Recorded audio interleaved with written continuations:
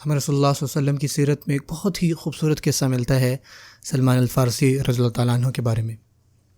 سلمان الفارسی رضی اللہ تعالیٰ عنہ، جیسا کہ آپ نام سے دیکھ سکتے ہیں کہ وہ فارس پرجیا سے تھے، اور جیسا کہ آپ جانتے ہیں مدینے میں جو میجورٹی تھی وہ عرب تھی، وہ وہاں کے نہیں تھے، وہ فورنر تھے، مہاجر تھے۔ اور جب وہ وہاں پہ پہنچے مدینہ میں، پہلے انصار کو چھوڑ کر جتنے بھی باقی لوگ تھے جو وہاں کے رہنے والے تھے اور مسلمان اس وقت نہیں ہوئے تھے، تو وہ ان کو ایز اے آؤٹ سائڈر سمجھتے تھے، اور وہ لوگ سمجھتے تھے یہ تو ہم میں سے نہیں، یہ تو باہر سے آیا ہے، اور ان کے کپڑوں کا انداز اور سب کچھ، جو کہ نہ ہی وہ زبان بولتے تھے، نہ ہی ان کا رہن سہن ویسا تھا، اور جتنے بھی کسٹمز تھے، جتنے بھی نارمز تھے، اور یہ چیز واضح تھی ان کے سامنے کیونکہ یہ تو باہر سے آئے۔ سو جب آپ صلی اللہ علیہ وسلم نے ہجرت کی اور انہوں نے اسلام قبول کیا اور خندق کی جنگ آئی، اور خندق میں جیسا کہ آپ واقف ہیں، انہوں نے پوری کی پوری خندق کھودی پورے مدینہ کے گرد، تاکہ مدینہ محفوظ رہے جتنی بھی آرمیز آ رہی ہیں حملہ کرنے، اور اس کو بھی سبحان اللہ اس کو جنگ احزاب بھی کہتے ہیں، اور احزاب کا مطلب ہوتا ہے ڈفرینٹ آرمیز، ڈفرینٹ حزب ایک ساتھ مل کر انہوں نے جنگ کی۔ ان کے خندق کھودنا دراصل حضرت سلمان فارسی رضی اللہ عنہ کی تجویز تھی، اور حتیٰ کہ ان میں سے نہیں تھے، وہ فورنر تھے، وہ آؤٹ سائڈر تھے، تو انہوں نے یہ سجیشن دی کہ ہم ایسا کرتے ہیں کہ خندق کھودتے ہیں، اور عرب اس چیز سے ناواقف تھے۔ اور جب انہوں نے بات کی، کسی نے ان کا مذاق نہیں اڑایا، کسی نے یہ نہیں کہا کہ ہاں بھائی ایسا نہیں ہو سکتا، تم تو باہر سے آئے ہو، یہ اور وہ، ہمیں نہیں پتہ کہ تم کیا کہہ رہے ہو، کیا باتیں کر رہے ہو، ہم ایسا یہاں پہ کچھ نہیں کرتے، اس طرح کی کسی نے کوئی بات نہیں کی۔ اور جب رسول صلی اللہ علیہ وسلم نے ان کی یہ تجویز سنی تو ان کو فوراً اس بات کی انہوں نے حامی بھر دی کہ ہم ایسا ہی کریں گے،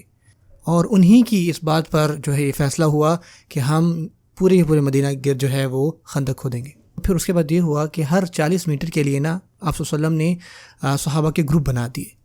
اور انہوں نے ان گروپس کو فیملی کے اعتبار سے بنایا،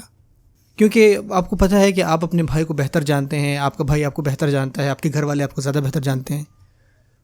اور خندق کی جنگ پہ وہ بھوکے تھے، وہ تھک چکے تھے، یہ ساری پریشر تھا، یہ ساری چیزیں تھیں، اور یقیناً یہ بہت ہی مشکل وقت تھا، اور آپ کو پتہ ہے جب لوگوں کے اوپر پریشر آ جائے تو وہ تھوڑا سا ڈیفیکلٹ ہو جاتا ہے ان کے ساتھ ڈیل کرنا۔ تو آپ صلی اللہ علیہ وسلم نے ان کو انہی لوگوں کے ساتھ رکھا جو ان سے واقف تھے، جو ان کی طبیعت کو جانتے تھے، تاکہ ان کا ایک باہمی تعلق جو ہے وہ بنا رہے۔ تو جب انہوں نے یہ گروپ بنا لیے تو حضرت سلمان الفارسی رہ گئے کہ وہ کس گروپ میں جائیں گے، کہ آیا وہ مہاجرون میں جائیں گے یا انصار میں جائیں گے، آیا کہ جو ہجرت کر کے صحابہ آئے ان کے ساتھ ملیں گے، یا جو انصاری جو مدد کرنے والے صحابہ تھے مدینہ کے ان کے ساتھ ملیں گے۔ جو مہاجرون تھے انہوں نے کہا کہ سلمان منا المہاجرون، کہ جو سلمان ہے وہ ہم میں سے ہے، مہاجروں میں سے، اس وجہ سے کہ وہ مدینہ میں پیدا نہیں ہے، وہ بھی ہماری طرح ہجرت کر کے یہاں پر آئے ہیں۔ اور انصار نے کہا کہ سلمان منا الانصار، کہ جو سلمان ہے وہ ہم میں سے ہیں، انصاریوں میں سے ہیں، کیونکہ یہ مدینہ آپ صلی اللہ علیہ وسلم کی ہجرت سے پہلے آئے تھے اور یہ پہلے سے ہی موجود تھے، اور دیکھا جائے تو اس اعتبار سے یہ ایک انصاری بنتے ہیں۔ اور دیکھیں سبحان اللہ، وہ اس پہ بات کر رہے ہیں کہ سلمان ہم میں سے ہیں، اور وہ کہہ رہے ہیں کہ سلمان ہم میں سے ہیں۔ اور آج کے معاملے میں آپ دیکھیں کہ ہم کسی کو بھی ایکسیپٹ نہیں کرتے اگر کوئی باہر کا بندہ ہے۔ اور سبحان اللہ صحابہ میں بہت زیادہ ادب تھا، اور وہ یہ فیصلہ نہیں کر پا رہے تھے کہ اس کا حل کیا نکلے۔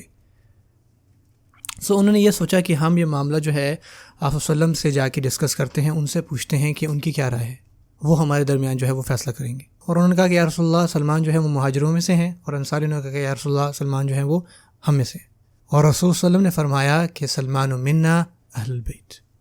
سلمان رضی اللہ عنہ نہ تو مہاجروں کے ساتھ خندق کھودیں گے، نہ ہی انصاریوں کے ساتھ، بلکہ سلمان الفارسی میرے خاندان کے ساتھ خندق کھودیں گے، کیونکہ ان کا تعلق میرے خاندان سے۔ اور یہ آپ صلی اللہ علیہ وسلم کا رویہ تھا۔ اللہ